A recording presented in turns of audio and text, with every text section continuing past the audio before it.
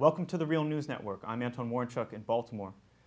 The fighting has resumed between Israel and Gaza after the 72-hour ceasefire expired Friday morning.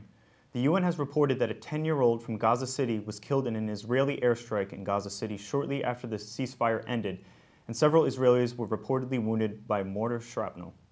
With negotiations in Cairo at a standstill, we're now joined by our two guests. Joining us from Gaza City is Dr. Khamis Elessi. Dr. Elessi is an assistant professor at the Islamic University's College of Medicine in Gaza City. Also joining us from Tel Aviv is our Middle East correspondent, Leah Tarachansky. Thank you both for joining us. Thank you. Thank you. So Leah, let's start with you. The 72-hour ceasefire that expired on Friday was the longest since Operation Protective Edge began. Why was the ceasefire not extended? Well, there's a lot of rumors and a lot of leaked information about why the ceasefire was not extended. The Palestinian side is blaming the Israelis for dragging their feet. The Israeli side is blaming the Palestinians for wanting too much. In the meantime, the Europeans, Germany, France, and England have proposed their own conditions for a stable ceasefire. And so you have here a lot of different sides pushing for the ceasefire to be extended, and a lot of different sides pulling for it to fall apart. What we do know for a fact is that a lot of pressure has been exerted on the Jordanians as the newest members of the UN Security Council to pressure for some kind of resolution to pressure Israel into stopping its war on Gaza. So far, that hasn't worked. Okay, and Dr. Elessi, you're in Gaza City right now. What is your sense of the level of support for Hamas now that the fighting has resumed?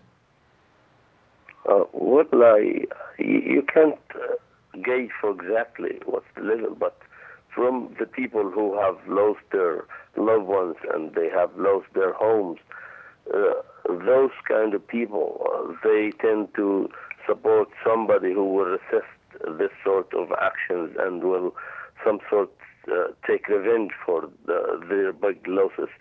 And when you're speaking about almost 2,000 Palestinians dead, the vast majority of them are women and children. And when you speak about almost 10,000 Palestinian injuries, of course, you can imagine the kind of resentment in the hearts of those people who have lost everything, not forgetting about more than 20,000 homes, which has been partially or totally destroyed. So the more killing you have in the streets, the more hatred will be implanted in the hearts of the people who have lost everything. And I think this will create more and more support for the militant resistance against Israel. One person was killed in next to Ramallah, a young man from the soccer team in the Al Amari camp, making him the 16th person to die in West Bank protests in solidarity with Gaza. And when the Hamas spokesperson was delivering his speech today, my sources in the West Bank report that there's now almost total support for Hamas's stance that either Israel accept 100% of their demands or nothing at all. And what about in Israel, Leah? What is public opinion surrounding the negotiations as well as support for the resumption of fighting?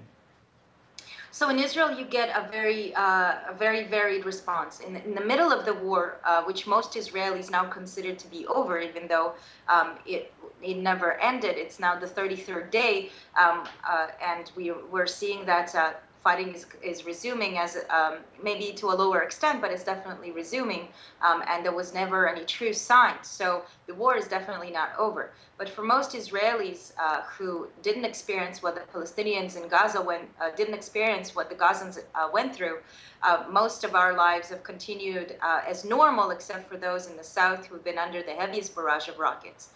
So even though 18 rockets were sent already by noon this morning, one of them injuring 4 people, most Israelis are completely oblivious to the reality that the Gazans are living as a result of Israeli bombardment. And so it's very easy for public opinion to support a war or to reject it. What we saw in the middle of the war is that almost 87% of Israelis said that they were against a ceasefire until the goals of the war are achieved. Now, the goals of the war have changed along the operation every time, First, the government was saying that the purpose is to restore quiet, whatever that means. Then they were saying that it's time, that the goal of the operation is to stop the rockets. Then one of the rockets hit near the airport, causing European and American airlines to cut their flights to Israel, costing Israel billions in tourism dollars. And then they changed the language from rockets to tunnels. Halfway through the war. Now, when the ceasefire went into effect on August 2nd, the first time, one of the Israeli high generals went on air saying that all of the tunnels have been destroyed, something which is not even remotely true, something which he is alone in saying, and which has now been running as a sort of echo chamber, while there's been no proof given whatsoever to that. When just the day before, a top Israeli security official was saying that there is no way to really know how many tunnels exist and how to destroy all of them. So in the mind of most Israelis, hearing again and again the repeating of this rumor that tunnels have been destroyed or that all the tunnels have been destroyed, coupled with seeing the Israeli reservists evacuate the Gaza Strip completely, half of them being sent home, in the minds of the Israelis, the war seems to be over. Okay, and Khamis, we understand that the Islamic University in Gaza, where you teach medicine, was bombed last week. Can you talk about the effects of the assault on the educational institutions and medical services in Gaza?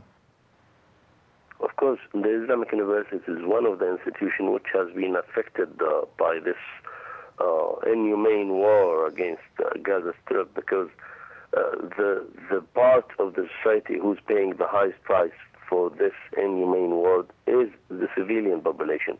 Just imagine, the Islamic University is a university with more than 21,000 students. 70% are female students, and almost 40% or 35% are male students. And this university is considered to be the top one university in all over Palestine over the last 7 years, and considered to be the number 10 all over the Arab world. And most of our students have harvested international medals and prizes worldwide for their excellence. And the university has 58 different programs, from arts to poetry, architecture and engineering and medicine and science and medical technology. So all different courses. Just imagine when now the students will go back to their seats in the university, they will find one of the major buildings has been attacked or demolished. Not only this, but the atmosphere of the education atmosphere should be a conducive atmosphere for students to study and learn and aspire to improve their knowledge, not an atmosphere of attack and it's just giving them a sense that they are in a military zone. Imagine when a university is being attacked, how much more, because not all universities were attacked, but schools, all of the schools under the flag of the UN were attacked. 7 schools were attacked, and more than 45 Palestinians were killed inside the UN schools in the presence of the UN staff, unfortunately. Not only this, but also the ambulance cars. We have almost 17 paramedics has been killed. 2 doctors were killed. Many hospitals, 9 hospitals have been attacked. 4 clinics have been attacked. 13 schools were demolished. More than 52 mosques were demolished completely, and 130 mosques were demolished partially.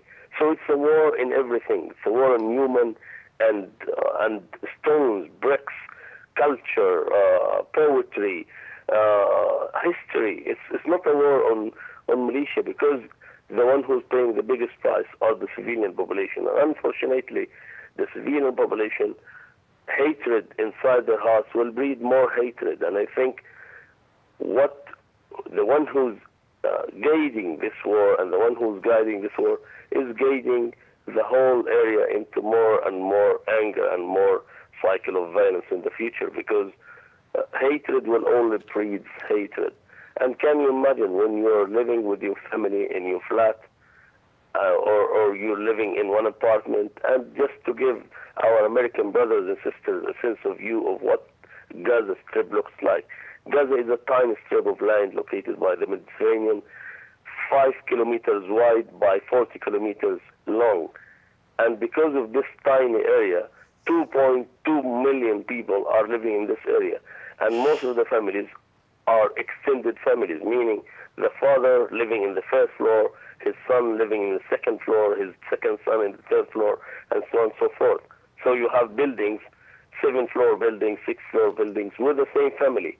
Just imagine when you're living with your extended family and all of a sudden 1-ton bomb or 2-ton bomb just dropped on top of your home without any warning, without you doing anything wrong. You're just sitting there and the whole family just vanishes.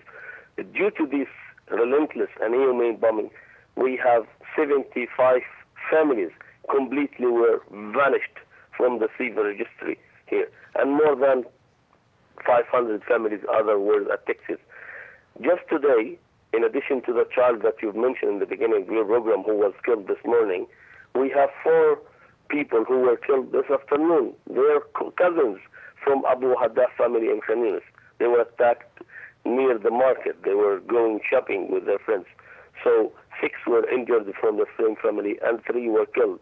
Another attack in Zaytun area where 22 members of the same family were buried under the rubble, and they're still retrieving the bodies of the injured and the dead people till this moment. So this war is not exempting any part of Gaza Strip to be immune against attack, which make it an inhumane war, a war in civilization, a war in people who are just civilians, merely civilians. When you're speaking about 450 kids under the age of 16 being massacred over 1 month, this is completely a heinous crime against humanity. When you're speaking about more than 260 women being killed, when you speak about elderly above the age of 80, we have more than 90 who were killed. This is unbelievable, and I think President Obama and Prime Minister David Cameron from the UK and all world leaders should act now to stop this crazy war and stop it once and for all. So another thing that gives this war the sense that it's over, at least on the Israeli side, is that the army today started investigations into various incidents that were controversial during the war. This is something Israel does every time after a military operation. And the internal army investigations, as you can assume, have 96% dismissal rate, which means that almost none of the investigations ever lead to an actual investigator going and doing the research. Most of them just get dismissed. In Kasled, the only soldier that ever went to jail for anything committed during the war, and you have to remember there was a widespread violations of the laws of international warfare, both according to the UN and according to Human Rights Watch. Only 1 soldier went to jail for 6 months for stealing a credit card from a Palestinian family. So these investigations are not very promising, and there was, again, of course, violations of the laws of warfare in this war. And another very important thing happened is that the parliament is going to pass in the coming weeks a new law that will redefine Gaza from a hostile territory, which is how Israel defines the Gaza Strip today, and which is why it can hold, but by its own laws, a siege on the Gaza Strip. It's going to now classify it an enemy territory, therefore clearing itself of any violations that were done to the people of Gaza, and basically making any claims for reparations for damage to homes that were hit accidentally invalid. And this law, whenever it's going to pass into effect, this reclassification, in the current version of the proposal, it is going to go into effect retroactively, starting on July 7th, the day before the war started. So basically what we're having here is that Israel launched a full-blown assault on the Gaza Strip, having killed 73% of the people killed are civilians. Of them, 260 are women, 79 are elderly, and more than 430 children.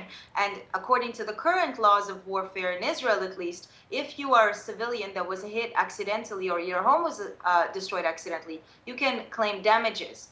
Now Israel is saying, we are clearing ourselves of all responsibility. No one will be able to hold us accountable for anything we did, because we are now calling Gaza an enemy territory, and in effect we're putting the law into effect retroactively. Okay, Leah Tarachansky and Dr. Khamis Elessi, thank you both for joining us. Thank you very much. Thank you. And thank you for joining us on the Real News Network.